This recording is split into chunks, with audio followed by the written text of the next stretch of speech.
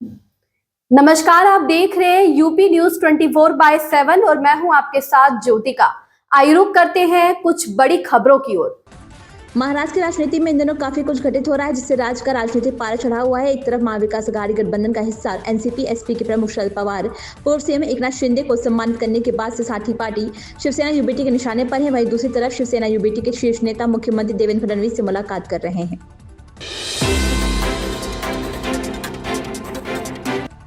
अंतर्राष्ट्रीय क्रिकेट से संन्यास की घोषणा करने के बाद से ही दिग्गज cricketer Ravichandran Ashwin social media पर खासकर यूट्यूब पर ज्यादा एक्टिव हो गए हैं। अश्विन ने पिछले साल दिसंबर में बॉर्डर गावस्कर ट्रॉफी के दौरान अपने शानदार अंतर्राष्ट्रीय करियर को अलविदा कह दिया था। ट्रंप प्रशासन में संघीय कर्मचारियों की बड़े पैमाने पर छटनी की जाए, जिसने पूरे अमेरिका में हलचल मचा दी है। बीते कुछ दिनों में ही हजारों संघीय कर्मचारियों को नौकरी से निकाल दिया गया है। मीडिया रिपोर्ट्स के अनुसार कई कर्मचारियों को तो माइक्रोसॉफ्ट टीम पर वीडियो कॉल के जरिए नौकरी से निकाल दिया जा रहा है। सरकार के इस फैसले से प्रमोशन कर्मचारी सबसे ज्यादा प्रभावित हो रहे हैं और करीब 2 लाख कर्मचारियों को नौकरी से निकाला जा रहा है। नई दिल्ली रेलवे स्टेशन पर भगदड़ पर कांग्रेस सांसद प्रमोद तिवारी का कहना है, जब भी प्लेटफॉर्म बदलने की घोषणा होती है तो भगदड़ मच जाती है। महाकुंभ के दौरान प्लेटफॉर्म बदलने की घोषणा क्यों की गई, इसका जिम्मेदार कौन है? जब भीड़ बढ़ गई थी तो सिर्फ पुल के दोनों तरफ क्यों नहीं रोका गया? ये जांच का विषय है। मैं मृतकों के प्रति संवेदना व्यक्त करता हूँ और घायलों के शीघ्र स्वस्थ होने की कामना करता हूँ। 18 लोगों की मौत हुई और बहुत से लोग अस्पताल में जीवन मौत के बीच संघर्ष कर। ये कई बार हो चुका है कि जब कभी भी अंतिम क्षणों में प्लेटफॉर्म बदलने की सूचना दी जाती है तो भगदड़ मचती। फिर कुंभ के समय क्यों नई ट्रेन नए प्लेटफॉर्म पे जाने की?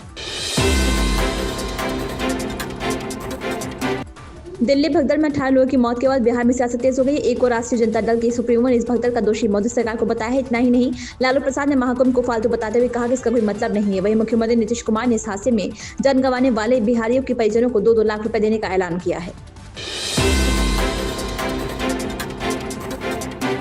आईपीएल 2025 को लेकर चर्चा शुरू हो गई है। अब तक कुछ टीमों ने अपने कप्तानों के नाम ऐलान भी नहीं किया है। इसमें दिल्ली कैपिटल्स की टीम भी शामिल है। भारत के पूर्व क्रिकेटर आकाश चोपड़ा ने आईपीएल 2025 में दिल्ली कैपिटल्स की कप्तानी भूमिका के लिए 3 संभावित उम्मीदवारों अक्षर पटेल, केएल राहुल और फाफ डुप्लेसिस की पहचान की। उनका मानना है कि भारतीय क्रिकेट में हाल में बड़े कद को देखते हुए अक्षर दौड़ में सबसे आगे हो सकते हैं। सिनेमा के शौकीन और थिएटर जाकर फिल्म देखना चाहते हैं तो इस वक्त फिल्मों की बहार आई हुई है। साउथ से लेकर बॉलीवुड की फिल्में तो सजी हुई हैं, मार्वल्स की हॉलीवुड फिल्म भी दर्शकों को खींच रही है। एक तरफ 14 फरवरी को वैलेंटाइंस डे पर रिलीज हुई विकी कौशल की छावा की धूम है, तो उसी दिन रिलीज हुई Captain America Brave New World भी है और पिछले से लव्यापा और बेटिस रवि कुमार भी लगी हुई है। प्रदेश में उन अधिकारियों व कर्मचारियों को चिन्हित किया जा रहा है जिन्होंने सरकारी संपत्तियों को वक्फ के नाम से दर्ज किया। इस संबंध में सभी 75 जिलाधिकारी से रिपोर्ट मांगी गई है। कब्जाई गई सभी सरकारी संपत्तियों का नाम, लोकेशन, क्षेत्रफल और गाटा संख्या भी भेजने के लिए कहा गया। शासन के इस आदेश से अधिकारियों व कर्मचारियों में खलबली मची हुई है। न्यू दिल्ली रेलवे स्टेशन पर भगदड़ पर उत्तर प्रदेश के मुख्यमंत्री योगी आदित्यनाथ का कहना है कि कल नई दिल्ली रेलवे स्टेशन पर एक दुर्भाग्यपूर्ण घटना हुई है। मैं अपनी जान गंवाने वाले सभी लोगों के प्रति गहरी संवेदना व्यक्त करता हूँ। आयोजन बड़ा है, स्वाभाविक रूप से हर व्यक्ति के मन में जिज्ञासा भी है। कल दुर्भाग्य से नई दिल्ली रेलवे स्टेशन पर एक दुर्भाग्यपूर्ण घटना घटित हुई। मैं इस अवसर पर उन सभी पुण्य आत्माओं को विनम्र श्रद्धांजलि भी अर्पित करता हूं।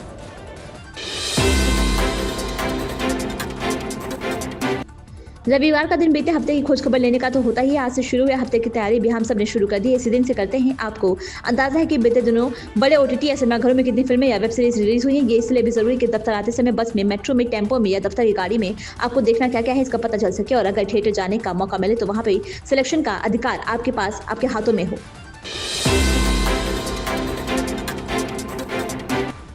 दक्षिण मुंबई के मस्जिद बंदर इलाके में स्थित पन्ना एलिमेंशन इमारत में आग लगने से 2 महिलाओं की मौत हो गई। वहीं अन्य 2 लोगों की हालत गंभीर है। पुलिस अधिकारी के मुताबिक 11 मंजिला इमारत में रविवार सुबह 6:11 पर आग लगी, जिसके बाद आनन-फानन में आग पर काबू पाया गया। उन्होंने कहा कि गनीमत रही कि ये आग नहीं फैल पाई। हालांकि हादसे के कारणों का अभी तक पता नहीं चल पाया है।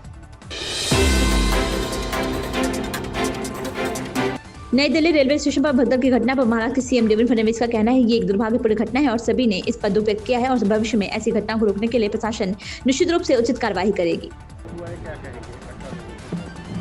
देखिए, बहुत मैं ऐसा मानता हूँ कि ये पहले भी इस प्रकार का हादसा है और इसके ऊपर सभी ने दुख व्यक्त किया है और आगे इस प्रकार की घटना न हो इस दृष्टि से प्रशासन निश्चित रूप से उचित कार्रवाई करेगी।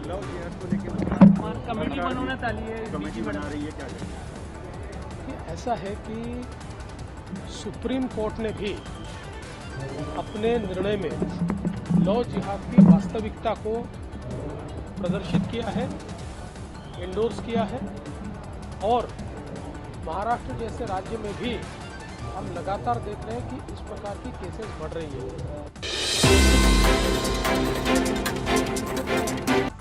दुनिया में 60 करोड़ लोगों की ओर से बोले जाने वाली हिंदी भाषा संयुक्त राष्ट्र के लिए अत्यंत महत्वपूर्ण। संयुक्त राष्ट्र के एक शीर्ष अधिकारी ने यह बात कही है। संयुक्त राष्ट्र में भारत के स्थायी मिशन ने गुरुवार को यहां अपने परिसर में बहुभाषिकता और विदेशों में हिंदी का प्रचार विषय पर विश्व हिंदी दिवस मनाया।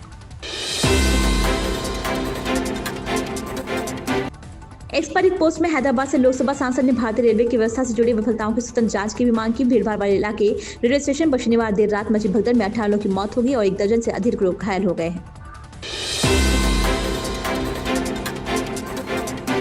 आप सांसद राघव चड्ढा का कहना है कि ये बहुत दुखद घटना है और मुझे लगता है कि इस पूरी घटना ने पूरे देश की आत्मा को झकझोर कर रख दिया है। मैं इस दुर्भाग्यपूर्ण घटना में अपनी जान गंवाने वाले लोगों के लिए परिवार को शांति और शक्ति देने की प्रार्थना करता हूं और जो लोग घायल हुए हैं उनको शीघ्र स्वस्थ होने की कामना करता हूं। ये पूरी घटना हमारे भारतीय रेलवे के कुप्रबंधन और लापरवाही के स्तर को दर्शाती है।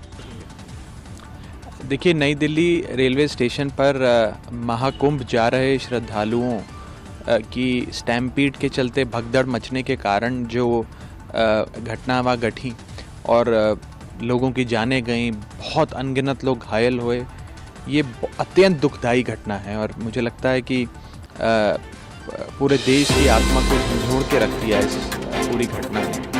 प्रधानमंत्री नरेंद्र मोदी ने कहा कि आज भारत दुनिया के भविष्य के बारे में चल रही चर्चाओं के लिए केंद्र में है। यही नहीं, कई मामलों में तो वे अग्रणी भूमिका तो निभा रहा है। पीएम मोदी ने शनिवार को एक कार्यक्रम में ये बात कही। पीएम मोदी ने कहा कि मैं एक दिन पहले अमेरिका और फ्रांस की अपनी यात्रा से लौटा हूँ। आज दुनिया के बड़े बड़े देश और मंच भारत के प्रति जिस आत्मविश्वास से भरे हुए हैं वे पहले कभी नहीं था। ये भावना हाल ही में फ्रांस में कृत्रिम बुद्धिमत्ता एक्शन शिखर सम्मेलन में चर्चा के दौरान स्पष्ट हुई है।